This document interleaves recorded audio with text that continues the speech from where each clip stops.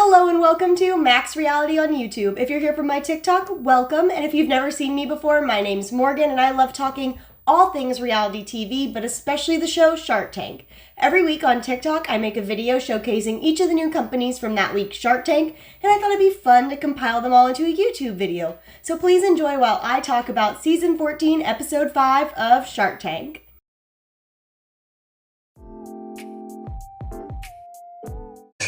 You're such a Robert. Robert, would you like a blanket? Yes, I would like a blanket. Mark, here, lay in this one. Robert, try curling up a little bit, like a little baby. Noah and Yuki walked into the tank looking for $200,000 for 10% of their human dog bed business. I really don't feel like I need to explain this product, but here's a cute little picture of it. Look how cozy it looks. It cost them $140 to make, and they had pre-orders at $399, but now on their website it looks like they're $499. $399? Yeah, $299. Oh. They started this on Kickstarter with a goal of $25,000 and ended up getting $280,000 in 30 days. Then, since the Kickstarter, they got $130,000 in sales. But again, since this is Kickstarter, they haven't actually shipped any out to anybody at this point in their business when they were on the show. They said their goal is to start shipping out late November, early December, and they started taking orders in April, which really confused some of the sharks, it seems. It seems like they don't understand how Kickstarter works, because they were like, that's a really long lead time. And it's like, yeah, that's how all Kickstarters I've ever seen are, so. And Kevin is surprisingly into it. I did not see him making a deal for this, but he decides to throw in a little offer. So I'll do it for $200,000 cash-a-roni for 30%. Then Mark and Lori start talking about one of their old products that they invested in, the Hug Sleep, and they see how this could maybe be a nice little connection to make. I sleep so much better in my Hug Sleep. Yeah.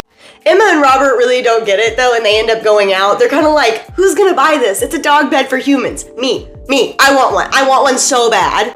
All while this is happening, Mark and Lori are having a little chat to the side and end up coming together to offer them $200,000 for 20% of their business.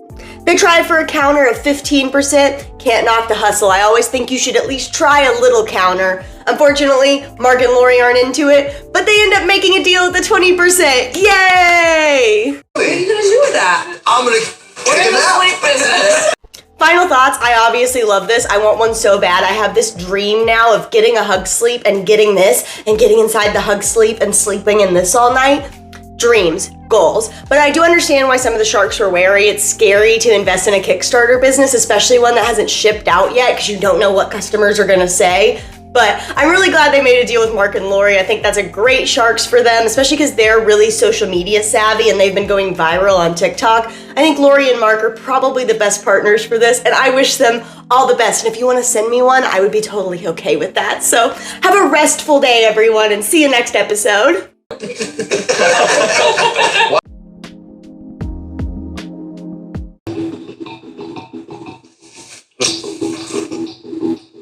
Husband and wife, Ashley and Charles, walked into the tank looking for $250,000 for 10% of their bridesmaid dress company business that celebrates multicultural women and women with curves. So these are some of their looks, and what they say is the secret sauce of their business is the fabric they use to make these dresses. So the fabric is super stretchy, which is what helps give you that beautiful shape around curves, but it looks like it's made of satin, which usually doesn't do that. So that's what the big hype is about that. Their main goals they focus on are inclusive sizing and then trying to pick colors that pop on darker skin tones that are usually underrepresented. They have ready to ship sizes from 2 to 26, and then they have special order from 26 to 32, so a pretty good range. Then while they were on Shark Tank, they said they had two different collections, a classic collection that cost them $13.31 to make, and the dresses were marked at $44.05, and then a luxe collection that cost them $67 a dress to make, and they range from $228 around there. I couldn't find the classic collection on their website. I don't know if I was missing something or maybe they just moved into the luxe collection, but honestly, $228 for these beautiful bridesmaids dresses is not bad. So they have lifetime sales of $2 million, and year to date, they were at $850,000. And y'all, we finally have a profitable business on here, hell yeah! So last year they did $950,000 in sales, and they only made $20,000 off of it, but they're each paying themselves $60,000, so they're doing pretty great. Robert's not a big fashion guy or a wedding guy, so he goes out, he doesn't see how he can add any value. Kevin, who thinks he's God's gift to the wedding industry for some reason, tells them that he doesn't think they know their customer acquisition costs and blah, blah, blah. Who cares? He goes out. We don't like him anyway. Luckily, we have Emma as our guest shark who does fashion, and she loves this idea. She loves the community that they're building around their dresses on social media, and she loves the message and the idea. So she offers them $250,000 for 25% of their business. A little steep. Then they made the perfect counter. I was so proud of them. I was like, counter for 18%, counter for 18, and they countered for 17.5, and I was like, yes! Emma's not down for it though. She says, what about 20%? And they make a deal! So one of my beautiful best friends got married earlier this year, so I got the privilege of being a bridesmaid for the first time, and what they said about trying to find a bridesmaid's dress, if you have any amount of curves, is so true. I ended up having to order this custom sized, so I wish I would have known about their company then. I'm really glad they got Emma as their shark, because I think she's great for this, and I think they're awesome. Good luck to them, and I hope they kill it. Amy, are you doing this alone? No. Oh, well, of course. Mother and daughter Amy and Marlo walked into the tank looking for $100,000 for 20% of their company. You'll understand by the end why I don't know how to categorize this company like I usually do. So they start off by telling us about this invention below, the marker parker. Pretty much it's designed to hold all your markers in place, and you can pull the marker out and this will hold the cap for you, so then you can draw, and when you're done, the cap's in the marker parker and you plug it back in and they're all there nice and neat. Very smart idea, I won't lie, I think this is a good idea. And Marlo, her daughter, the 7.5-year-old, came up with it. They sell these for $15 and it cost them $2.71 to make. But that's not all they have. Big B, Little B actually started out as a towel she made for Marlo and has expanded into a bunch of other random products. So they've got the marker parker, they have this straw that comes all the way apart, and then they have the scrubby, which is their hero product, aka the product that makes up the majority of their sales as a company. So then we get into sales, and when we talk about sales, we're talking about the entire company, not just the marker parker, to be clear. So last year they did $230,000 worth of sales, with that little scrubber being 80% of the sales, and they grossed $97,000, but were only profitable $2,200.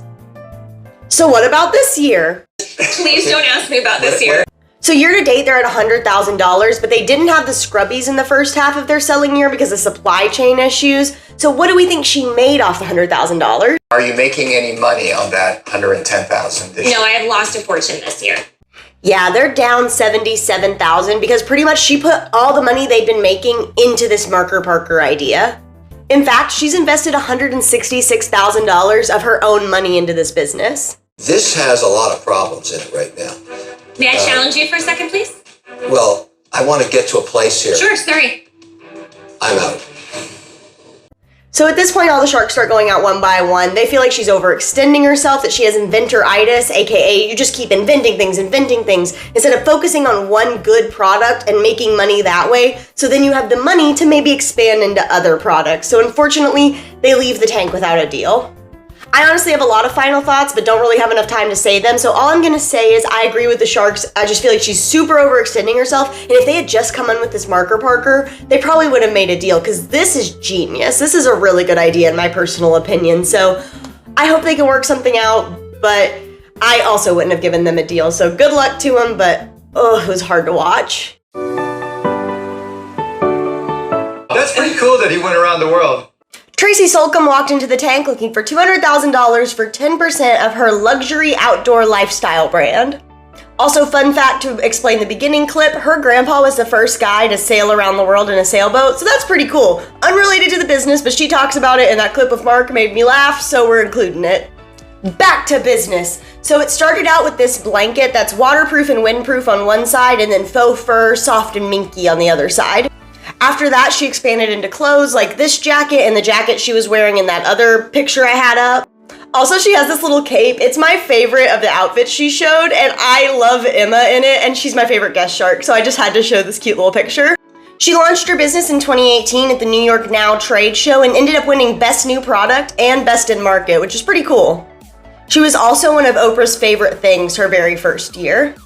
Now, when I said luxury brand, I meant it because this blanket's gonna run you $290 and it cost her about $36 to $40 to make it, so her margins are pretty excellent. Her lifetime sales are $3 million, and last year she did $1.1197 million in sales. And what did you make on that? I netted $32,000. What? So where did all that money go? She starts to explain it by saying she went to a bunch of trade shows and spent $180,000 on them. She also bought $400,000 worth of inventory and spent $68,000 on ads. So at this point, everybody's pretty concerned about the business model. I find a model that's working, and you need cash, I have cash. I give you cash, you pour it on the business, we make more cash, everybody's happy. Cash, cash, cash. So Kevin's out, Mark's out because he doesn't see how he can help with this, and Emma, who does fashion, says faux fur is out. I'll just have to take her word on that because I don't know anything about fashion. They dive a little bit more into the numbers and we find out this year she's grossed about $715,000, but according to her profit loss sheet statement, she's negative $250,000. So not great. But Lori and Robert think they can help. Lori thinks she can help with the advertising and Robert with the finances, so they end up making her an offer of $200,000 for 25% of her company. She tries to do a little counter moment at 20%, they're not into it, and they end up making a deal at the 25%. Quick final thoughts. I'm not really into luxury brands, so I don't have a lot of thoughts on this. I do think this is really cute, and I think Emma looks cute in it. I'm not spending $290 for a blanket. I decided this is probably for people who like ski in Aspen and need a blanket on their Aspen cabin trip.